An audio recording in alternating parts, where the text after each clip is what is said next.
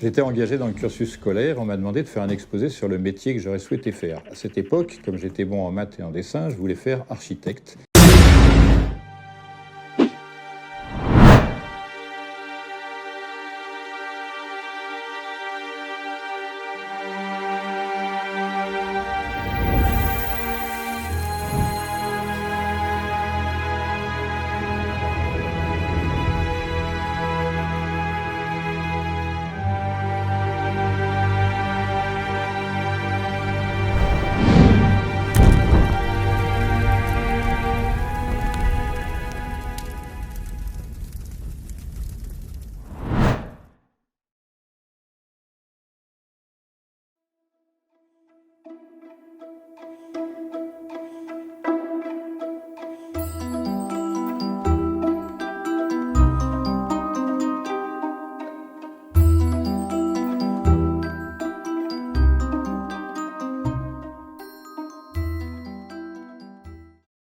Le documentaire que vous allez voir est le résultat d'une longue enquête. Durant 18 mois, nous avons mené avec rigueur des recherches intensives en sources ouvertes et libres d'accès sur Internet. Nous avons recoupé de multiples sources et recueilli de très nombreux témoignages et documents. Si nous avons décidé de mener cette investigation, c'est suite aux nombreux doutes qui commençaient à se faire jour au fur et à mesure des retards excessifs, des excuses grotesques, mais aussi des tombereaux de promesses restant toujours sans suite quant au tournage du film La Révélation des Pyramides 2. Pour respecter l'anonymat de nos témoins, les prénoms ont été changés et les voix empruntées. Bien évidemment, nous nous tenons à disposition de la justice ainsi que nos preuves et dossiers si d'aventure Jacques Grimaud avait le culot de vouloir en découdre par homme de loi interposé. Nous avons été profondément touchés, voire bouleversés par les paroles de ces victimes. Nous ne pouvions plus rester inertes face à ces véritables drames humains initiés par ce gourou. Ils se reconnaîtront, nous les remercions et nous leur dédions cette enquête. Bon visionnage. Pour celles et ceux qui ne connaissent pas Jacques Grimaud, il est l'auteur d'un documentaire fiction à visée pseudo-scientifique intitulé La Révélation des Pyramides, sorti en 2010. Le grand public l'a découvert depuis que la chaîne RMC Découverte le diffuse régulièrement à heure de grande écoute. Méprisé depuis longtemps par le milieu des scientifiques, à cause des approximations, contre-vérités et affabulations grotesques, certains d'entre eux ont décidé de ne plus laisser passer ce qui s'apparente à du charlatanisme pur et dur. Ils reprennent de ce fait un flambeau isolé et tenu à bout de bras par M. Jean-Pierre Adam, qui depuis toujours lutte contre la désinformation fomentée par des conteurs de fables, qu'il en soit ici remercié. Alors, la rencontre avec Jacques Grimaud, il m'a accroché à la sortie en me posant quelques questions très banales sur les pyramides. Il m'a dit, je suis journaliste, j'aimerais faire un film sur le chantier des pyramides. Et c'est bien gardé de me dire, évidemment, dans quel esprit il tournait ce film. Là réside l'escroquerie, la malhonnêteté intellectuelle absolument totale. Et il a piégé de la même manière des collègues, la directrice du département du Louvre, Guillemette Andreu, et puis même ce brave Jean Leclan, qui était à la fin de sa vie. Et alors, il est évident qu'en quelques minutes, Jean Leclan n'allait pas lui raconter l'histoire de l'Égypte. Alors, le principe du film, c'est très simple. Le titre, La Révélation des Pyramides. Alors, on attend la révélation, parce que le ton du commentaire du film est absolument mélodramatique, on a le souffle coupé, et puis on l'attend la révélation, puis on arrive à la fin du film, et il n'y a pas eu de révélation. Et ce film, c'est quoi? C'est une accumulation de clichés qui ont déjà été publiés, republiés, republiés. Il n'y a rien, absolument rien de nouveau dans ce film. Notre propos ici n'est pas de concocter un nouveau volet afin de contrer les affirmations de l'auteur. Nous n'avons aucunement envie de nous y confronter, tant la virulence des adeptes de Jacques Grimaud ne souffre d'aucune limite. Ceci est la raison de notre anonymat. Chacune et chacun pourra trouver sur Internet des démonstrations précises de l'inanité des affirmations et pseudo-démonstrations contenues dans ce film. En revanche, nous reviendrons plus en détail sur un échantillonnage emblématique des découvertes revendiquées bec et ongle par Jacques Grimaud, soi-disant transmises par son grand-père qui l'aurait sélectionné. Il se trouve que moi j'ai hérité de mon grand-père, mais ni mon frère aîné ni mon frère Benjamin, le plus jeune donc, n'ont eu droit à cela. Je ne sais pas pourquoi. En revanche, mon grand-père leur offrait des voyages différents. Ils allaient dans différentes provinces, voyageaient. Moi non. Et il m'a dit, quand je lui ai dit, mais papy, pourquoi moi je ne voyage pas avec toi dans ton camion et je ne vais pas en voyage? Il m'a dit, pour toi j'ai d'autres voyages. Et seulement à partir de ce moment-là, il a commencé à m'enseigner.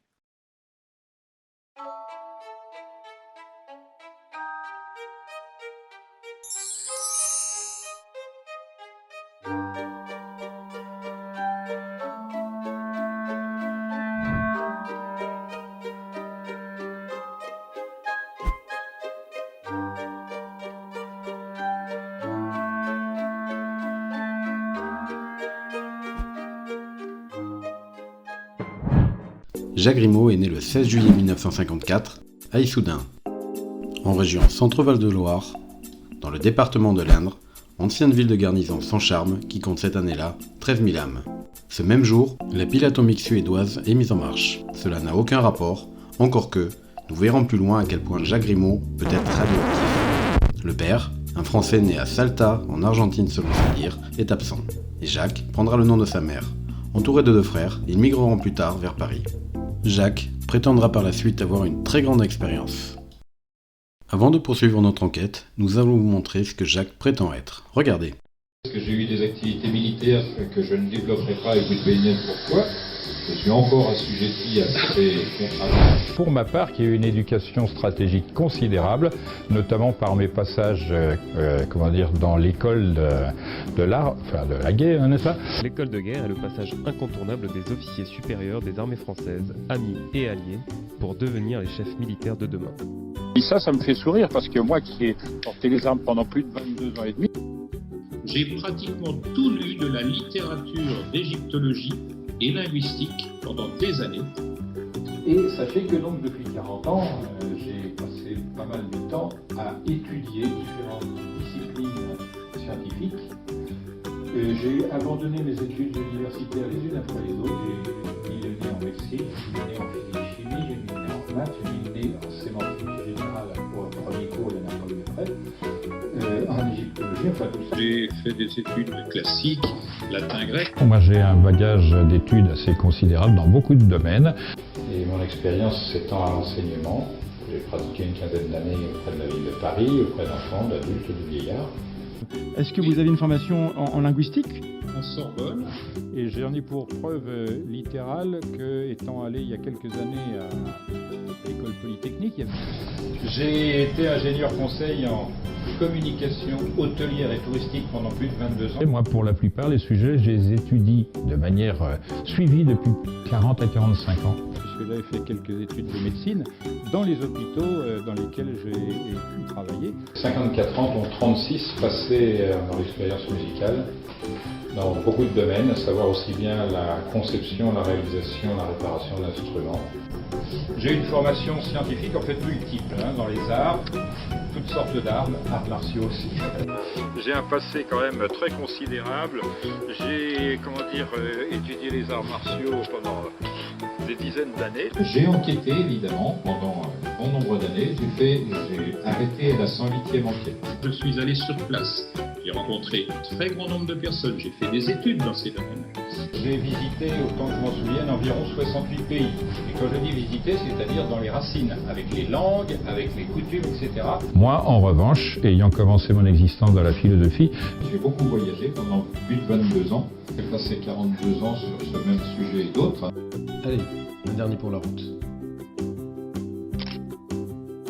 moi, à 13 ans, j'étais, chef d'équipe de secouriste à 13 ans. Voilà, responsabilité, avec des pompiers et des médecins même sous mes ordres, c'est à dire maintenant ça a beaucoup changé. Avec un CV de cette envergure, il lui sera très simple de le confirmer en publiant ses diplômes. Mais 6000 de mes livres m'ont été volés, entre autres, avec des vêtements, avec une collection de timbres de grand prix, avec mes souvenirs personnels, avec mes diplômes, tout le bazar. Si jamais vous apercevez les diplômes de Jacques Grimaud sur le marché noir, n'oubliez pas de prévenir les autorités immédiatement. Ingénieur en communication hôtelière et touristique, c'est votre métier, vous êtes un touriste ? Jacques n'a jamais été ingénieur conseil. Il n'a même pas le bac. Jacques quittera l'école très tôt et n'aura jamais aucun diplôme. Pour s'en justifier, il déclarait à ses amis. Il avait arrêté ses études avant le bac parce qu'il prétendait que ses profs étaient des ignorants et qu'il en savait plus qu'eux dans tous les domaines. Il n'avait que 25 ans et c'était déjà un grand manipulateur, extrêmement prétentieux, pas vraiment honnête sur le plan argent, avec des idées d'extrême droite. Je me suis même demandé s'il n'était pas un peu pervers narcissique.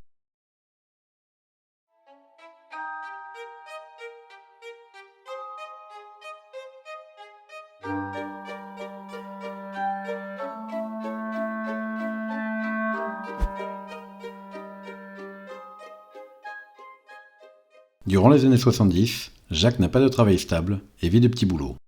Il sera pion dans un collège ou un lycée et n'y fera qu'une seule année. Ensuite, jeune homme au père, il s'occupait de 2 enfants, au sein d'une famille aisée, vers la place Saint-Augustin, dans le très chic 8e arrondissement parisien, mais Jacques ne reste pas. Puis, animateur au centre Valère, dans le 9e arrondissement, il n'y restera pas non plus. Peu enclin à se réaliser et à gagner correctement sa vie, c'est dans la musique où Jacques Grimaud se réfugie, passant des heures à jouer du charango, une sorte de petite guitare sud-américaine. Il développera une grande dextérité et deviendra un excellent joueur. Tous les témoins de cette époque sont unanimes, c'est un virtuose. Ce talent, forgé à force d'heures de pratique, lui permettra de donner des cours et de se faire des amis. D'abord chez sa mère, en proie à de grandes difficultés sur lesquelles ne nous étalerons pas, Jacques ne la présente ni à ses élèves ni à ses amis. D'ailleurs, Jacques ne parle jamais de sa famille, encore moins d'un grand-père qu'il aurait formé aux pratiques ésotériques, qu'il revendra abondamment par la suite. Depuis 1973, Jacques Grimaud est en couple avec Dominique D, et ils finiront par s'installer dans une petite chambre de bonne, sans aucune commodité, au 6e étage du 13 de la rue des Arquebusiers, dans le 3e arrondissement. Il continuera en ce lieu à donner des cours, mais au bout d'un moment, les dents grincent et la révolte gronde parmi les élèves. Si Jacques est un virtuose, il ne fait que des démonstrations de ses propres aptitudes. Bien évidemment, ne pouvant pas le suivre, ses élèves se sentent rabaissés et humiliés. Nous entrevoyons déjà le contour de ce que sera Jacques Grimaud toute sa vie.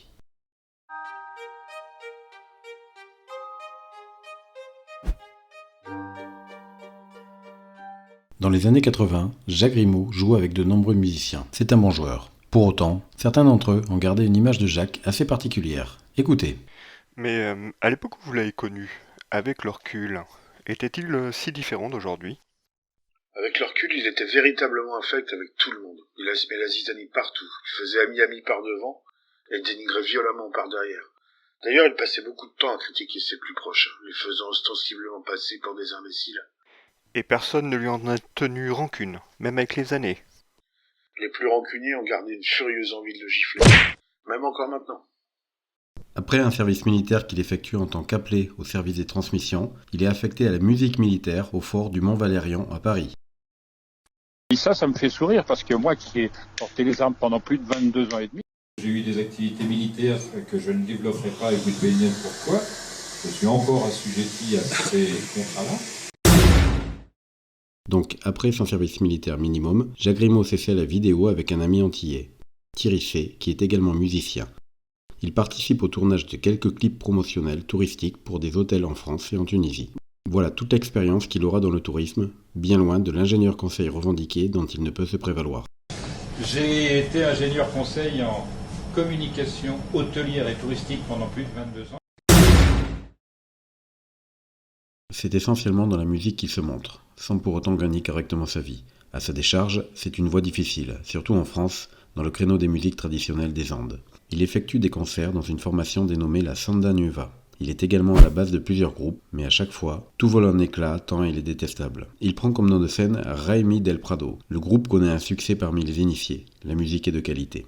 Jacques Grimaud incorpore au spectacle une petite troupe de danse traditionnelle qui a une forme associative et dont il est président. Un jour, la caisse de l'association se volatilise. Des doutes émergent, des soupçons. Sans preuve, personne ne dit rien. C'est à ce moment-là le seul contact qu'il a avec le monde des associations, contrairement à ce qu'il raconte. Se joint parfois à la Samba Nueva, une chorale latino-américaine. Notre Elmi del Prado, le doué du charango, repère dans cette troupe une jeune femme à son goût. Vesna Daniza Vett est une ressortissante chilienne, née le 7 avril 1962 dans la circonscription de Porto Rilos. Ils se marièrent en France le 15 mars 2003. Ils referont un mariage au Chili pour la belle famille de Jacques dans l'église de San Francisco de Borja de Santiago, église qui est depuis 1976 celle des forces armées du Chili, donc celle du dictateur Pinochet.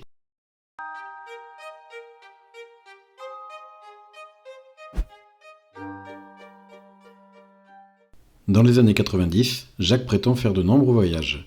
Mais qu'en est-il réellement ? Mais dans une vidéo qu'on retrouve encore sur internet d'ailleurs, Jacques prétend avoir visité plus de 70 pays je crois, et en avoir appris toutes les langues. J'ai visité, autant que je m'en souvienne, environ 68 pays. Et quand je dis visiter, c'est-à-dire dans les racines, avec les langues, avec les coutumes, etc. De ce que vous l'avez connu dans sa période avant la révélation des pyramides et son association donc, il a beaucoup voyagé ? Parce que nécessairement il devait être absent souvent. Des voyages ? Quel voyage ? Jacques n'avait pas d'argent. Il était fauché comme les blés et bien trop feignant pour s'astreindre à travailler. Il ne foutait rien. Le travail, c'était pas assez bien pour lui, alors comment aurait-il fait ? Non, Jacques n'a pas voyagé à notre connaissance, pas entre les années 70 et 90. Nous aurions remarqué ses absences. pas manqué d'avoir de longs comptes rendus tout à sa gloire. Or, entre les cours de charango et les répétitions, il était accessible chaque semaine. D'accord. Et il prétend aussi dans pas mal de vidéos que c'est son grand-père qui l'avait initié à l'hermétisme. Il se trouve que moi j'ai hérité de mon grand-père, mais ni mon frère aîné, ni mon frère Benjamin, le plus jeune donc, n'ont eu droit à cela. Il m'a dit, pour toi j'ai d'autres voyages. Il vous en parlait déjà à l'époque? J'ignore de quelle initiation il s'agit, mais non, pas entendu parler de ça. D'ailleurs, Jacques ne parlait jamais de sa famille, on aurait dit une sorte de tabou. Il ne nous présentait même pas à sa mère chez qui nous répétions nos morceaux. Ah bon, malgré que vous répétiez chez elle, vous l'avez jamais vue? Quelquefois nous avons joué avec son frère Yves, mais c'est tout. Et c'est pareil, il prétend avoir fait, je crois, 40 ans de karaté dans une de ses vidéos, dans laquelle il dit d'ailleurs qu'il a un passé très considérable, je cite, dans de multiples domaines d'études. J'ai un passé quand même très considérable. J'ai, étudié les arts martiaux pendant des dizaines d'années. Il me semble qu'il s'était essayé au karaté, sans certitude. Dans tous les cas, il n'a pas dû aller bien loin, sinon vantard comme il était, nous en aurions entendu parler et il en aurait probablement fait des démonstrations. D'accord, donc les études, le karaté, il y a que du pipeau derrière, quoi. Il mentait tellement qu'il était impossible de démêler le vrai du faux. Nous n'étions là que pour la musique, alors ces persiflages rocambolesques, on ne les écoutait plus. Et du coup, quand vous l'avez connu à cette époque, jamais il a essayé de vous embrigader dans ses thèses, dans son système de pensée pour tenter de vous manipuler ou... Ah oui, très certainement. Il avait essayé de placer ses foutaises à plusieurs reprises, mais ça ne prenait pas du tout. C'était autour des extraterrestres venus sur Terre, et comme il avait vu les sourires de ses interlocuteurs, il s'est rapidement abstenu d'en parler. Par contre, à cette époque, il s'affichait royaliste, et surtout avait des idées extrêmement étroites, teintées de négationnisme. Vraiment? De quel genre? Il parlait des travaux de Robert Forisson, et son antisémitisme ne faisait aucun doute. Effectivement, on a constaté ça aussi sur sa page Facebook, il parle de talmudiste, mais ça ne trompe personne. Et sur son profil VK, le Facebook russe, et il y a des caricatures tout à fait antisémites, donc a priori c'était déjà le cas avant. Parce que lui s'en défend, en prétextant qu'on utilise ça pour lui nuire, et ruiner sa crédibilité en quelque sorte. Et donc pour lui, c'est des accusations qu'on lui porte à tort. Mais s'il était déjà actif sur ce point bien avant d'être connu, ça change tout quelque part. Il ne s'en cachait pas. S'il sentait de la réceptivité, il devenait volubile sur le sujet. Puis cela s'est arrêté, nous ne voulions pas entendre parler de ça.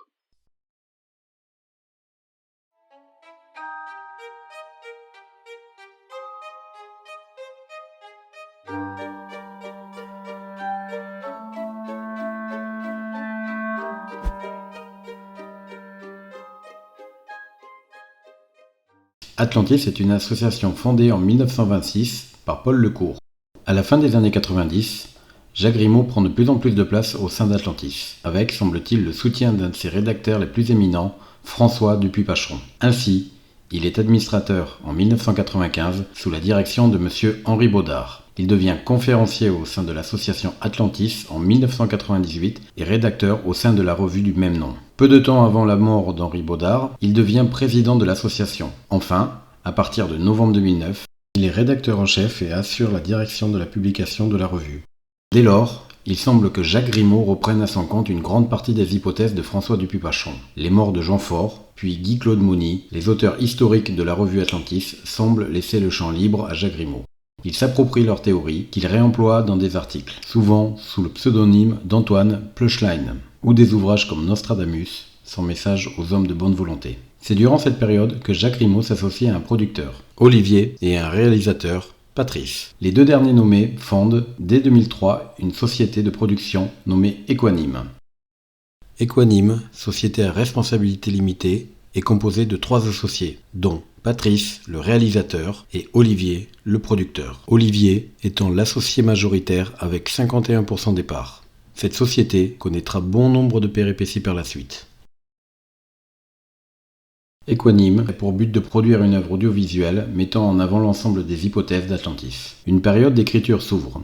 Jacques Grimaud, dans un premier temps, n'apparaît pas dans cette structure. restant dans l'ombre, une position qu'il aime revendiquer. En effet, entré au sein de cette organisation ancienne, Jacques Grimaud revendique peu à peu son rôle moteur. Il aurait, selon ses dires, donné à ses hommes sans savoir, leur demandant de ne jamais le citer. Et c'est pourtant tout le contraire. Jacques Grimaud profite du décès de ses éminents prédécesseurs pour mettre en musique leur savoir et surtout le monnayer. C'est donc en 2003 que Jacques Grimaud, associé à un producteur et un réalisateur, commence à travailler à ce nouveau projet, lui permettant de diffuser à plus grande échelle tout en restant à la tête d'Atlantis. En 2008, le tournage de la révélation des pyramides peut commencer. Durant son passage à Atlantis, vous allez voir que tout ne se passe pas si bien. Écoutez. Pouvez-vous nous parler du passage de Jacques Grimaud chez Atlantis ? Alors le passage de Jacques Grimaud chez Atlantis a laissé un très très mauvais souvenir. Il y a eu beaucoup d'histoires. Il faut savoir que Olivier avait une collection personnelle de recherches, de livres, qu'il a prêté à Jacques Grimaud, notamment pour la révélation des pyramides, car comme tout le monde le sait, Jacques Grimaud n'a rien découvert. Et ces livres revenaient jamais. Et pire encore, les livres de la collection Atlantis disparaissaient un à un. Jacques Grimaud était le seul à avoir les clés, comme il était président. Alors il empruntait des livres, mais il ne les ramenait jamais. Et un jour, Olivier a demandé des comptes à Jacques Grimaud, le temps est monté. Où sont passés ces livres? Il y a ma collection personnelle, il y a les livres de l'association. Jacques Grimaud a commencé à sortir des excuses en disant je me suis fait cambrioler. Et les livres ont été volés. Les cambrioleurs sont venus pour voler les livres. Voilà l'explication de Jacques à cette période-là. Jacques Grimaud est sûrement la personne qui se fait le plus cambrioler au monde. Regardez. Et j'ai pu évaluer le nombre de détournements de contacts à 70. Il y a 50 000 € qui ont été détournés d'un propre compte qui est le mien. Il y a notamment le vol d'une pyramide de bois. Je possédais énormément de livres, plus de 50, que j'avais récupérés en Inde du Nord et dans la région de Bombay, et ça m'était volé. Volé pendant mon absence, quand j'étais en Égypte, 3 ordinateurs de haut de gamme qui nous servaient à faire le film avec tout ce qu'il y avait dedans, à savoir les logiciels, les images, les textes, enfin la totale. Ça, c'est le type de vol qu'ils organisent l'un et l'autre. Il a été financé à hauteur de 106 000 €. Mais il faut savoir qu'à cause des trolls et de leurs alliés, etc., 2 individus, en fait, en réalité 3, parce qu'il y avait une complice, ont pu détourner 87 000 et quelques euros de cette somme. Puisque non seulement ils me volent moi, ils me dépossèdent de mon travail. Mais 6 000 de mes livres m'ont été volés, entre autres, avec des vêtements, avec une collection de timbres de grand prix, avec mes souvenirs personnels, avec mes diplômes, tout le bazar, c'est-à-dire 35 mètres cubes de choses m'appartenant qui m'ont été dérobées. Et de manière vraiment concrète. Ce sont des personnes qui sont venues, à 7 personnes avec un camion.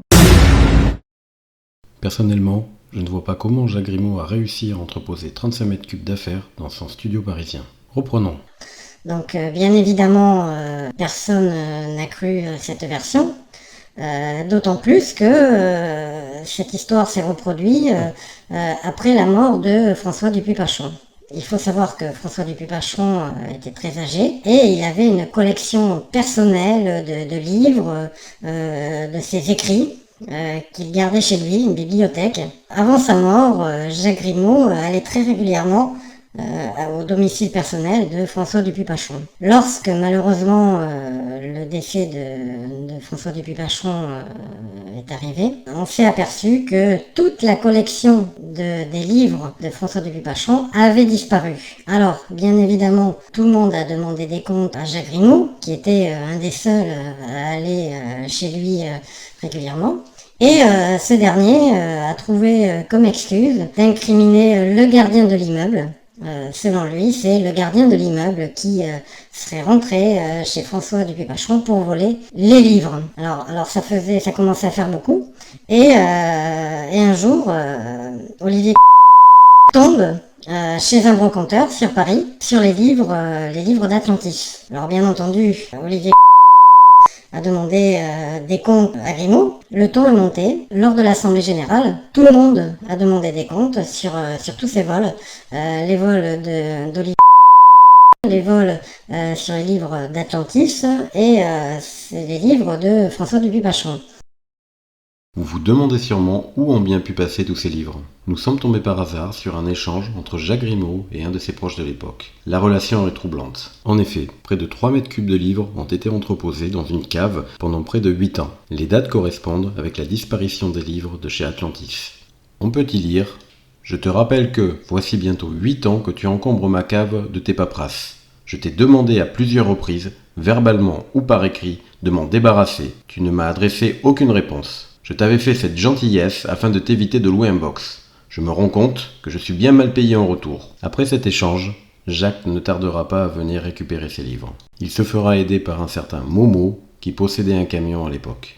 Jacques Grimaud, mis au pied du mur, a commencé à s'énerver et c'est là qu'il a, en tant que président, il a viré des membres de l'association, dont Olivier.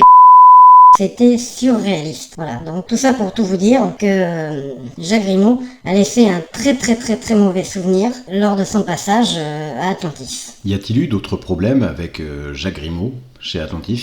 Les soucis, il y en a eu plein avec Jacques Grimaud. De mémoire, d'ailleurs, il n'y a eu que ça. Je peux vous citer aussi un exemple. Il est parti en Égypte, en vacances, lui et sa femme, aux frais de l'association. Il y en a eu pour 10 000 € de voyage, sans demander à personne. Il a aussi, avant de partir, mis en carafe le site internet de l'association. On a fait venir un technicien, il y en avait eu pour 20 000 € de réparation, il fallait tout refaire. Une association qui porte plainte contre son président, c'est pas courant. Nous nous sommes donc procuré le jugement de la Cour d'appel du 11 septembre 2015. Il y fait mention ici des différends entre Atlantis et Jacques Grimaud, notamment le vol de matériel, le voyage en Égypte avec Vesna, ainsi que la désactivation du site internet Atlantis. Jacques Grimaud a été condamné à 1 000 € d'amende et condamné à restituer le matériel emprunté. Pour quelqu'un qui se vante de gagner tous ses procès, mais ça, on y reviendra un peu plus tard. Comment Jacques Grimaud a quitté l'association ? Son départ, à vrai dire, il avait beaucoup plus d'ennemis que d'amis dans l'association. Et je ne rentrerai pas dans les détails, mais on l'a poussé un peu à partir. Voici quelques dates importantes pour bien comprendre la situation. Le 4 février 2003, création de la société Equanime Productions. Le 10 juin 2008, Jacques Grimaud rentre dans la société. Puis, la prononciation de la liquidation judiciaire se fera le 4 mai 2017. Olivier et Jacques sont donc dans la même société depuis juin 2008. Mais au même moment, durant ces années, Jacques et Olivier sont également membres du bureau Atlantis. Jacques étant le président et Olivier membre du bureau Atlantis. Je vous rappelle que Jacques Grimaud a viré Olivier d'Atlantis car ce dernier l'accusait de vol. Je vous laisse donc imaginer l'ambiance chez Equanime Productions durant toutes ces années.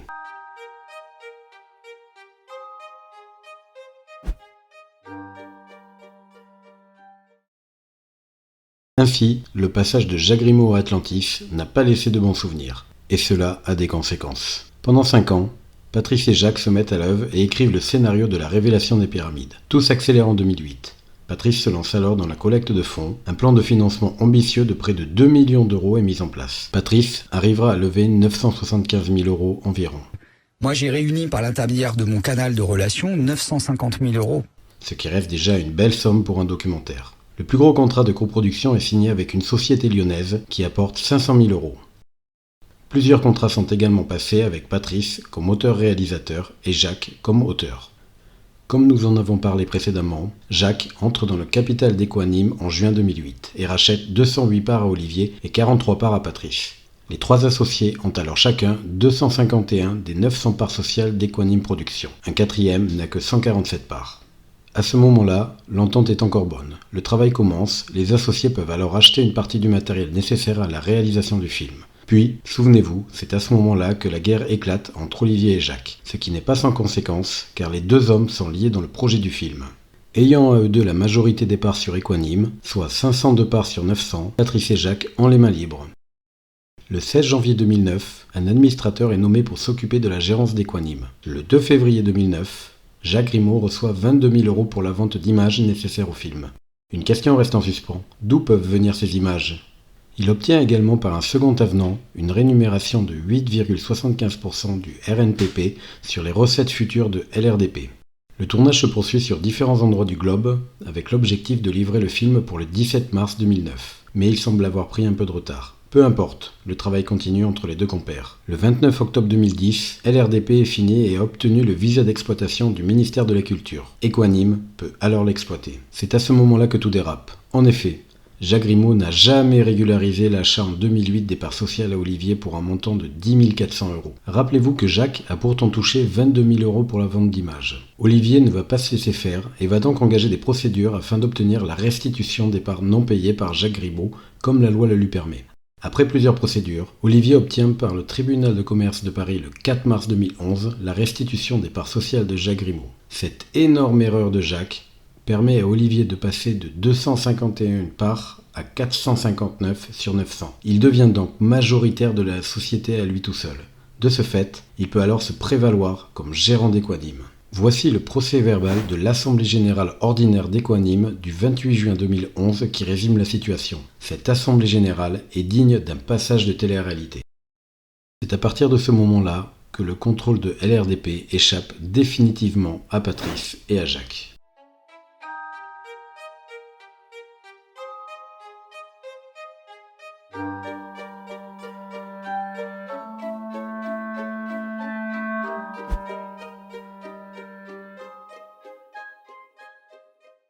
Olivier est donc à ce jour actionnaire majoritaire et gérant de la société Equanime Productions. Il tient alors sa revanche à l'encontre de Jacques, qui, rappelez-vous, l'avait viré de l'association Atlantis. La cour d'appel du 22 juillet 2011 confirme la restitution des parts. Jacques et Patrice, ne pouvant plus exploiter à leur guise le film censé révolutionner la connaissance, les deux compères n'ont plus aucune marge de manœuvre. C'est là qu'étonnamment, LRDP se retrouve en libre accès sur le net. Cette diffusion libre ne bénéficie pas à Equanime, qui se retrouve alors privé de sa source unique de financement. En revanche, Patrice et Jacques bénéficient d'un coup d'une très grande notoriété. Ils décident de profiter de cette notoriété soudaine pour monter une nouvelle société, Hawaiian Film, immatriculée le 1er octobre 2014.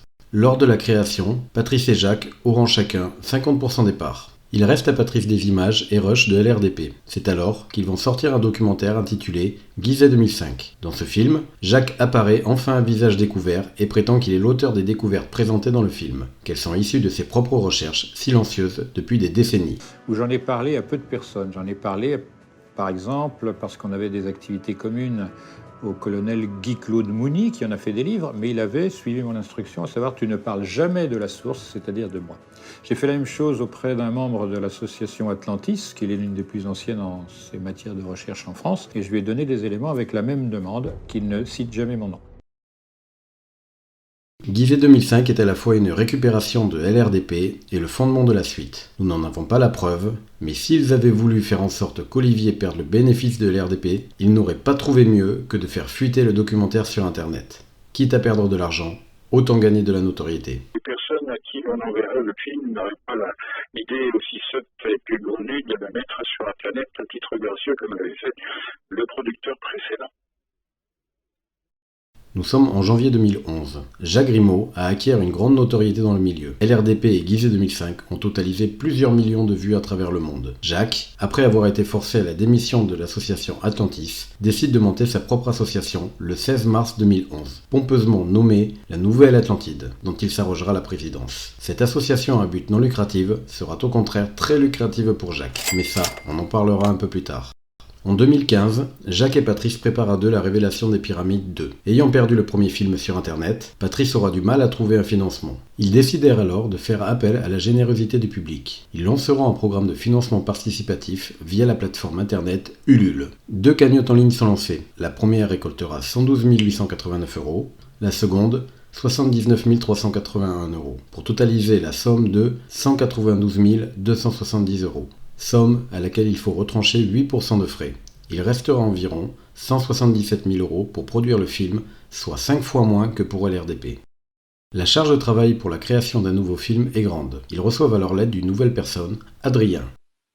Je m'appelle Adrien Moisson, j'ai fait vétérinaire, après une école de commerce. J'ai fait de la production artistique et publicitaire pendant plus de 15 ans. Et j'ai tout lâché pour suivre l'équipe de LRDP. Qui endossera le rôle de producteur. Jacques, lui, est censé fournir le script du second opus. Mais il se fait désirer, prétextant de nombreuses excuses pour justifier son retard. Les billets d'avion étant réservés, ils ne peuvent plus attendre le fameux script et partent à l'île de Pâques puis en Bolivie. Le tournage semble mal se passer. Et donc voilà, moi j'ai eu un incident en Bolivie qui m'a mis la puce à l'oreille, mais bon, je pensais que après ça allait se débloquer. J'ai tourné une séquence avec Éric Gontier et Jacques Grimaud. Qui était venu ici d'ailleurs, qui nous a amené. Bien sûr. Mec génial. Jacques coupait la parole à Éric. Enfin, il y avait ça marchait pas. Il répétait les trucs d'Éric. Enfin, j'ai dit non, on tourne Éric, on tourne Jacques. J'en ai parlé à Jacques. Il dit oui, mais c'est pas le film d'Éric Gontier, c'est mon film. Et quand j'ai entendu ça, je me suis dit aïe, problème. Allez, c'est parti, ça tourne. Vas-y. Ça tourne, Laurent, lève-toi. Qu'est-ce que vous faites là? Là, je vais mesurer la hauteur. Non, on reprend. Eric, là, tu mesures la hauteur littéralement de ce petit bloc. Et grâce à un procédé facile qui est d'une extrême précision, ça nous donne 1,23 m, ou plus exactement 1231 mm. Donc la précision est extrême. À ton missel, c'est exact. Il prend des notes, lui, comme tout bon musicien. Même punition, même motif. Non, on va faire. Non, c'est toi qui fais ça parce que le monsieur là-bas, qui est payé pour ça, il va nous assassiner. Tu me le fais là. D'accord. Je pense que ça, c'est beaucoup plus précis compte tenu de la découpe là. Si tu veux bien te plier à cet usage. Erreur. Elle n'était pas dans le plan du machin chose. Donc. Raccourcis tes phrases. On y va là. Voilà. Non, il faut savoir à quoi ça correspond. Vas-y, allez. L'intérêt du fait que j'ai constaté que la première fois que je suis venu, il y a 40 ans, il y avait 46 pierres de cette espèce et maintenant il en reste même pas une quinzaine. De retour à Paris, Patrice, pleine de doutes, demanda avec insistance le script tant attendu à Jacques. Mais Jacques trouvait des excuses et faisait traîner. Puis, le script arriva enfin. Nous nous sommes procuré ce fameux script, 70 pages, qui ressemble plus à un devoir de collégien épris d'écriture fantastique qu'à un script pour un documentaire censé renverser les connaissances du monde. Cette fois-ci, Patrice prit le temps de tout vérifier. Sachez d'abord que le scénario de Jacques, on l'a, mais qu'il est faible, qu'il n'y a pas assez d'éléments. La surprise fut grande, car tout était entièrement plagié. Effectivement, nous avons vérifié. À gauche, le scénario de Jacques, où on peut y lire, représenté à l'aide d'une unité de mesure empruntée au globe terrestre, etc. À droite, on peut y lire exactement la même chose, représenté à l'aide d'une unité de mesure empruntée au globe terrestre, etc. Tiré du livre Les secrets des pyramides de Memphis, par Léon Mayou, ou ici, sur la pile de Bagdad, tiré de cet article sur internet, encore plagié au mot près. Ou encore ici, ou encore là, toujours du copier-coller au mot près, tiré du livre La conspiration des pôles. Là également, tiré de ce livre, Jacques a dû se sentir malin en cachant certains mots, mais on les retrouve tous dans les textes originaux.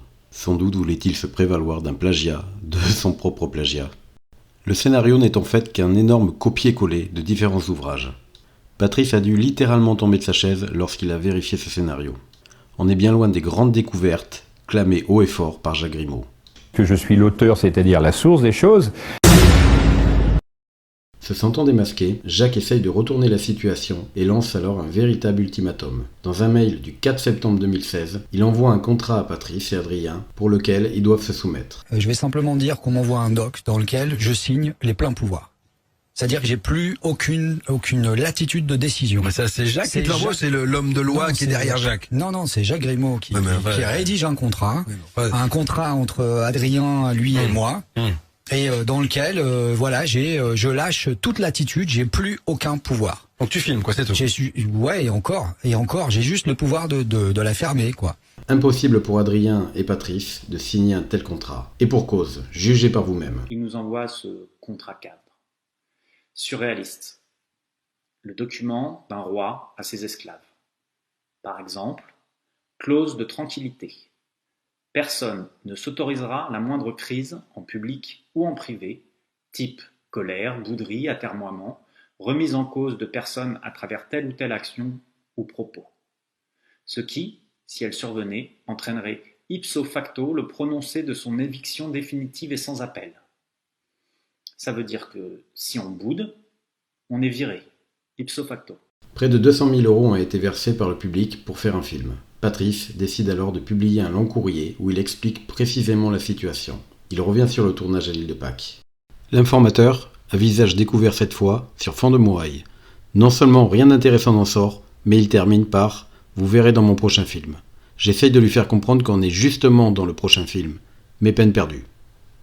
Le clash est alors prononcé entre les deux hommes, et ce sera irrémédiable. Après être entré en conflit avec l'association Atlantis, puis Olivier, c'est maintenant au tour de Patrice. C'est exactement la même situation qui est en train de se passer, sauf que moi, j'ai hop, la vie, tu vois, on rejoue la pièce, mais on change le rôle. Et moi, je suis dans un autre rôle.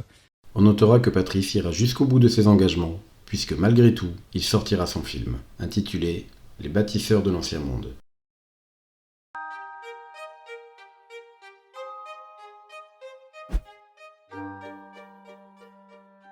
Nous allons maintenant rentrer dans la partie la plus sombre de ce reportage. Et comme le dit Adrien... Je ne vais pas rentrer sur l'argent, parce que au niveau de Jacques, c'est assez sale. Sachez que tout est fait en cash. Nous sommes en septembre 2016. Après s'être débarrassé d'Atlantis, d'Olivier, de Patrice et d'Adrien, Jacques Grimaud est enfin seul aux manettes, comme il le dit. Il faut penser que je suis tout seul aux manettes derrière tout, pratiquement. Il a les mains libres, et plus personne ne va l'empêcher de pouvoir monnayer cette soudaine notoriété. Jacques passe dans différents médias, explique qu'il s'est fait flouer par Patrice, mais qu'il va quand même sortir son propre film, et ne tarit pas d'éloges à propos de celui-ci. Parce que toutes les personnes qui contribuent à ce film, ils disent « c'est géant, c'est incroyable, c'est extraordinaire, c'était impossible à imaginer ». Jacques a autour de lui quelques jeunes informaticiens. Il ira leur demander de travailler pour lui sur la réalisation de la révélation des pyramides 2. Moyennant en échange une rémunération future sur les recettes du précieux. Ces personnes travaillent à titre gracieux et associatif. Bien entendu, aucun contrat ne sera établi. Jacques lance alors la première promo de la RDP2 officiellement le 10 octobre 2016, soit un mois à peine après le clash. Une seconde annonce en décembre 2016 indiquera que la réalisation du film vient de démarrer. C'est alors que Jacques eut l'idée de lancer sa propre campagne de financement. Mais curieusement, il ne se tourna pas vers Ulule, comme c'était le cas avec Patrice, mais avec Helloasso. Nous nous sommes intéressés alors sur ce choix, et nous nous sommes rendus compte que contrairement à Ulule et à la majorité des plateformes participatives, Helloasso n'impose pas que l'objectif soit atteint pour reverser l'intégralité des sommes collectées. Autrement dit, qu'il y ait un film ou qu'il n'y en ait pas, que l'objectif soit atteint ou non, peu importe. L'argent collecté peut être encaissé à tout moment sur le compte de LNA. Cette campagne de dons débutera en janvier 2017 et se terminera en décembre 2018, pour totaliser près de 2 ans. Durant cette période, on ne dénombrera pas moins de 16 promotions, ainsi que plusieurs bandes annonces, avec des phrases choc,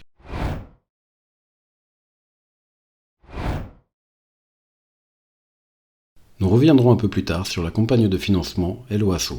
Nous avions nous aussi nos informateurs secrets. Parmi ces informateurs, certains avaient des documents très importants. Voici un document d'une très grande importance et totalement inédit. Vous êtes maintenant prêt pour voir ceci. Il s'agit des relevés des comptes bancaires de l'association La Nouvelle Atlantide, présidée par Jacques Grimaud. Il y fait mention de toutes les opérations effectuées sur 5 années.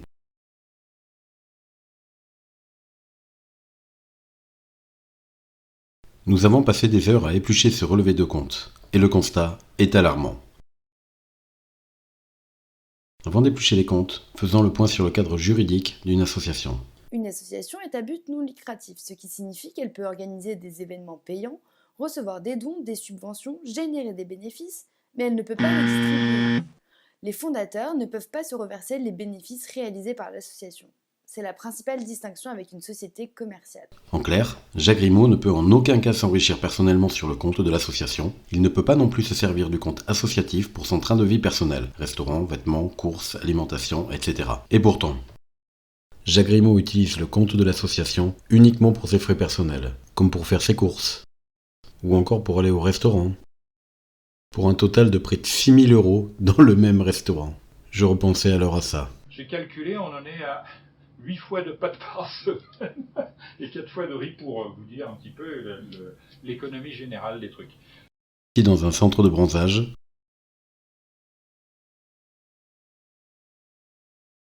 et aussi dans des magasins en tout genre, pour un total de près de 1 000 € quand même. Et on ne se refuse rien, avec des coupes à 150 €.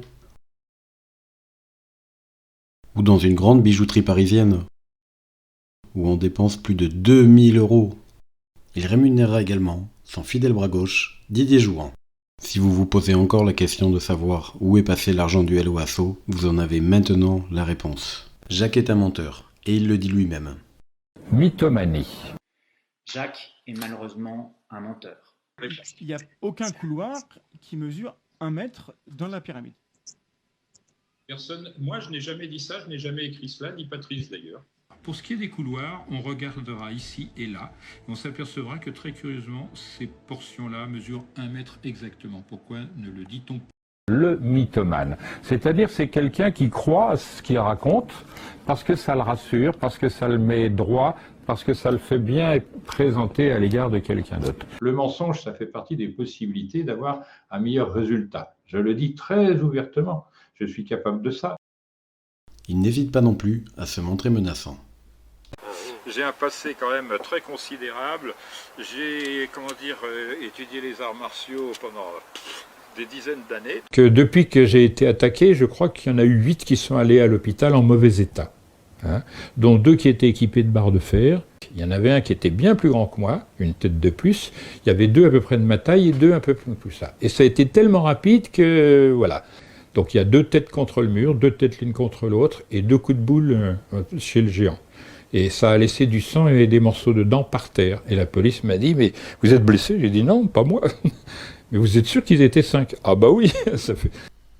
Ça sonne, Jacques, avec Didier Jouan et 2 autres personnes. J'appelle vite Adrien, je lui dis, écoute, il y a Jacques qui est en train de sonner. Donc il y avait Patrice, sa femme, moi, et ouais, Adrien a des ordinateurs à moi, machin et tout. Je dis, écoute, Didier, sors de la maison, hein, tu fais que aboyer. Et là, Patrice sort et il tombe nez à nez avec Jacques. Et Patrice lui dit, espèce de menteur, de voleur. T'as vu tout ce que t'as fait, tout ce que t'as volé aux gens, tous les mensonges que tu rencontres aux gens. Jacques baissait la tête. Écoute, Jacques, il acquiesçait, il disait rien. Et Jacques, du coup, est passé. Patrice, il l'a bloqué. Et non, Jacques a bloqué Patrice. Et Patrice, il lui a dit, allez, vas-y, passe. Il est passé. Et en sortant, il ne fait pas des doigts d'honneur dans la rue en courant. Jacques, comme un gamin. Ah, avec Didier Jouan. Et là, je me suis dit, c'est que tout le monde aurait dû voir ça. Tout le monde aurait dû l'entendre. Tout le monde. Mais il y a plus grave, notre Bruce Lee des pyramides ne s'arrête pas là et s'autoproclame comme guérisseur personnel. Grimaud, quand je l'avais interviewé, il s'était lui-même vanté d'avoir été condamné par le passé pour exercice illégal de la médecine. Puisque j'avais fait quelques études de médecine dans les hôpitaux dans lesquels j'ai travaillé. Il s'autoproclamait guérisseur et qui prescrivait des choses à des psychotiques qui le fréquentaient, vraiment des personnes qui avaient des maladies psychotiques, mais aussi qui avaient par exemple des carences en fer, des choses comme ça. Et je me suis rendu compte qu'il leur prescrivait des épluchures de pommes de terre, des choses comme ça, et qu'il les éloignait des médecins, qu'il appelait charlatans. On se demande si la médecine ne fait pas plus de victimes que ne rattrape de malades et de souffrants. Ça, bon.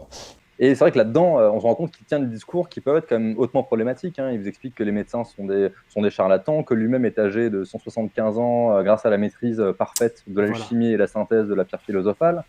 Moi, à 13 ans, j'étais chef d'équipe de secouriste à 13 ans. Tu vois la responsabilité, avec des pompiers et des médecins même sous mes ordres, c'est te dire maintenant ça a beaucoup changé. Quelqu'un que j'appelle Thibaut dans mon article, qui me dit qu'il regrette de s'être fait retourner le cerveau, d'avoir perdu des années de sa vie avec les chimères que lui proposait Grimaud. Il me répétait que les médicaments ne servaient à rien, que ça ne pouvait pas m'aider. C'est quelqu'un qui avait des problèmes psychiatriques assez forts. Donc il le tenait comme à l'écart des médecins pendant toutes ces années et devenait un peu son guérisseur personnel. Les mots me manquent, tellement c'est consternant. Jacques Grimaud cherche par tous les moyens de faire rentrer de l'argent dans les caisses de l'association. Le train de vie du couple Grimaud est dispendieux. Tous les moyens sont bons pour s'enrichir, jusqu'à s'apitoyer en conférence. Regardez. Alors, d'autre part, moi j'écris des petits livrets parce qu'on est tellement dans la mouise à cause de cet individu que nous, Vesna et moi, on n'a pas droit au RSA. Jacques Grimaud joue sur tous les tableaux. RSA, aide sociale, CAF, vente de livrets.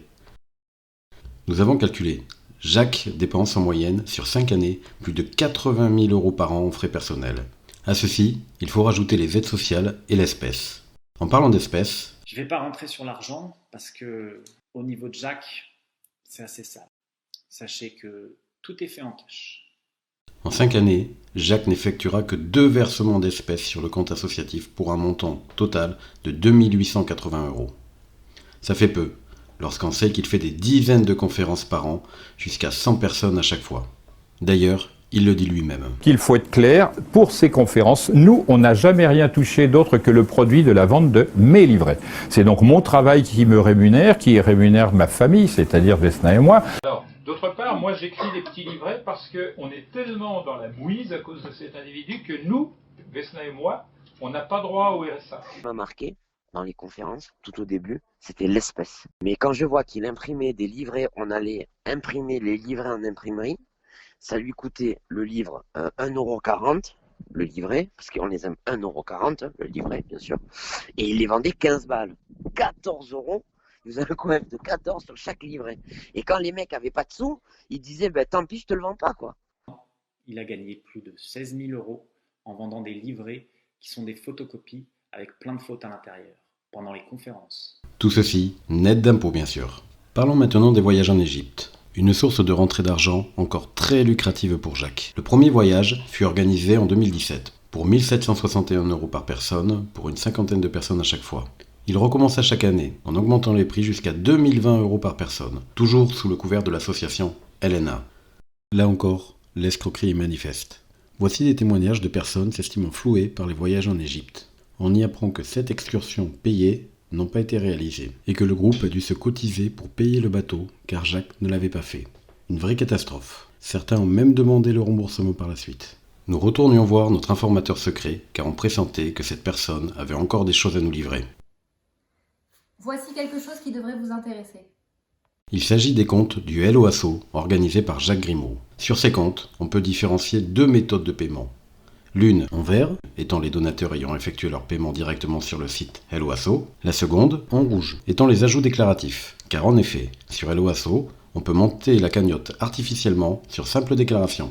Encore une fois, on peut constater que tout n'est que mensonge et magouille en tout genre. Le Hello Asso n'est jamais monté à 108 026 €, comme l'affirme Jacques Grimaud. Il n'a même pas dépassé les 60 000 €. Et c'est également confirmé sur les relevés bancaires. D'ailleurs, comme indiqué par Hello Asso dans un mail du 1er juillet 2020, suite à des signalements, nous avons pris la décision de suspendre le compte. Clôturer arbitrairement le compte d'une campagne en cours est très rare. Le motif doit être sérieux et légitime. Je repense alors à ça. Il a été financé à hauteur de 106 000 €. Mais il faut savoir qu'à cause des trolls et de leurs alliés, etc., 2 individus, en réalité 3, parce qu'il y avait une complice, ont pu détourner 87 000 et quelques € de cette somme. Vous vous imaginez bien qu'on a vérifié sur les comptes bancaires, car une telle somme, ça ne se volatilise pas comme ça. Comme vous vous en doutez, aucune trace de détournement d'argent. Tout a été dépensé par Jacques pour son train de vie personnel. D'ailleurs, on remarquera qu'il a reçu pas moins de 12 courriers de la banque pour chèque sans provision. Malgré près de 400 000 € de rentrée d'argent sur le compte LNA en 5 ans, l'espèce collectée par les ventes de livrets, les aides sociales en tout genre, Jacques sera régulièrement découvert. Ce qui prouve 2 choses. Jacques a une gestion calamiteuse de ses comptes bancaires. Aussitôt de l'argent sur le compte, aussitôt dépensé. Sinon, il n'aurait pas été autant découvert. Le couple Grimaud a un train de vie dispendieux. Je repense alors aux tenues de madame. Pour quelqu'un qui touche le RSA.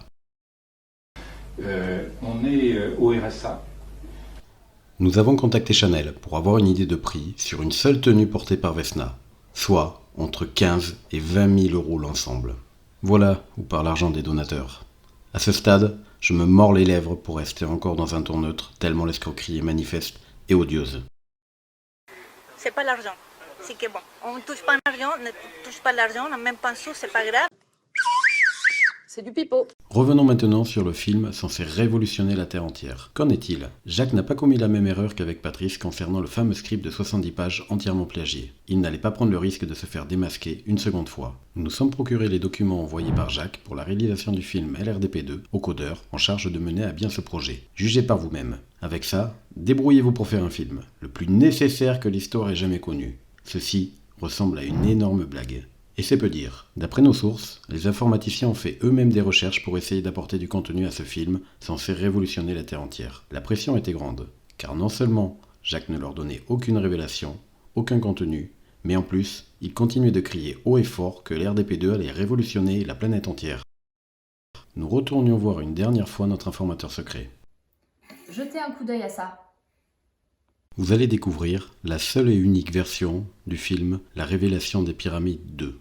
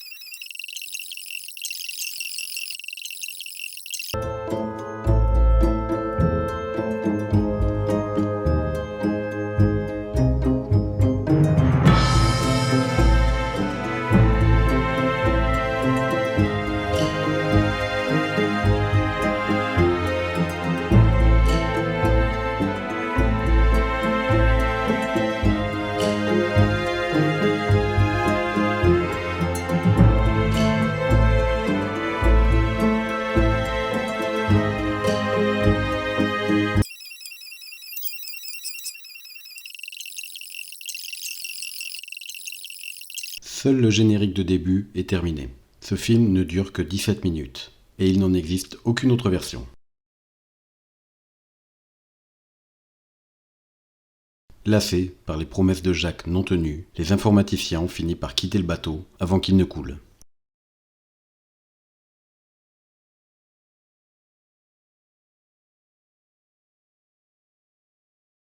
Aucune découverte.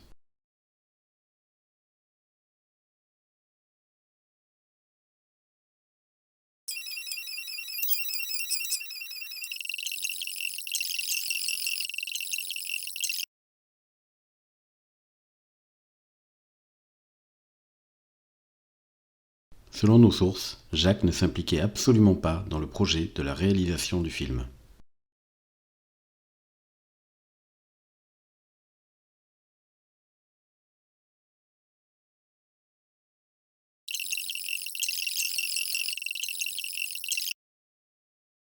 Sa seule obsession était de faire des teasers pour faire monter les caisses du Hello Asso. Et vu le train de vie du couple Grimaud, on comprend pourquoi. J'ai calculé, on en est à 8 fois de pâtes par semaine et 4 fois de riz pour vous dire un petit peu l'économie générale des trucs. Le film, attendu pour 2017. La révélation des pyramides 2. Première question, on va y aller direct. C'est pour quand qu'on voit le film? Quand est-ce qu'il sort? À coup sûr dans l'année. Maintenant, en dire avec plus de précision, je pense que ça pourrait être au mois de septembre. Pourtant, le film n'arrivera jamais. Et les excuses sont nombreuses. À cause du film Star Wars, du documentaire K2019, du président, du gouvernement, du graveur DVD bloqué en Chine, du Covid-19, de la bande passante. Tout y passe. Le pire dans tout ça, c'est que ça ne l'empêchera pas d'organiser les préventes d'un film qui n'existe pas. Tous les moyens sont bons pour récupérer de l'argent. Le 5 décembre 2019, Jacques Grimaud lance officiellement les préventes des DVD de la Révélation des Pyramides 2 pour le 7 avril 2020, soit le jour de l'anniversaire de Vesna. La façon de faire est très particulière. Comme il le dit lui-même, pour avoir le film, il faut adhérer à l'association pour 15 € et vous recevrez gratuitement le streaming.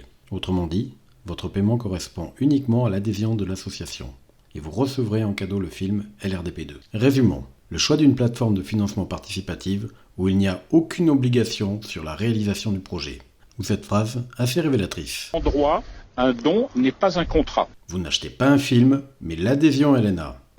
Si on est certain que le film va sortir, pourquoi agir ainsi? Mais Jacques Grimaud ne s'arrête pas là. Obsédé à faire rentrer de l'argent dans les caisses de LNA, il faisait de la promotion pour des livres sur son site internet. 30 € le livre. Jusque-là, rien d'anormal. Sauf que ces livres n'ont jamais été écrits. Ils n'existent donc pas. Voici donc pas loin de 10 ouvrages vendus sur le site éditionlna.org qui ne sont jamais arrivés à leurs acquéreurs. On estime cette escroquerie présumée à environ 25 000 €. Vendre quelque chose qui n'existe pas, cela ne vous rappelle rien? Mais Jacques Grimaud était déjà coutumier du fait depuis longtemps. Il a escroqué Très Daniel avec son livre. Il a pris 3 000 €, mais n'a jamais remis de manuscrit. Même chose pour Top Secret. Top Secret l'appelle pour un hors-série spécial pyramide. Il prend 3 000 € et remet un manuscrit qui est en fait une copie d'un livre existant et pas écrit par lui. Cette enquête longue, minutieuse et argumentée nous amène à la conclusion suivante. Jacques n'a jamais eu l'intention de sortir LRDP2. Le film n'existe pas et n'existera jamais. Ce reportage est la propriété de toutes les victimes de Jacques. C'est pourquoi nous vous demandons de le partager et de le diffuser sur d'autres plateformes. Nous demandons également à Jacques de fournir immédiatement et sans délai la preuve de l'existence du film LRDP2. Donc le deuxième film, c'est qu'il va... Oh bah, il est déjà terminé depuis longtemps. 3 minutes inédites suffiraient. Une copie de la plainte du vol des 87 000 € du Hello Asso. 2 individus, en réalité 3, parce qu'il y avait une complice, ont pu détourner 87 000 et quelques euros de cette somme. Différentes factures de la production et de la réalisation de LRDP2. J'ai donc pris contact, et c'est pour ces raisons que j'ai pris contact, avec un vrai producteur, quelqu'un qui est connu dans le monde entier, qui a une célébrité dans le métier totalement incontournable, travaillé avec Ridley Scott, qui a travaillé avec Luc Besson, etc., des gens de cette... Il lui serait très rapide et très simple de fournir ces éléments, ce qui mettrait à mal l'ensemble de ce reportage. S'il ne le fait pas, vous saurez à quoi vous en tenir.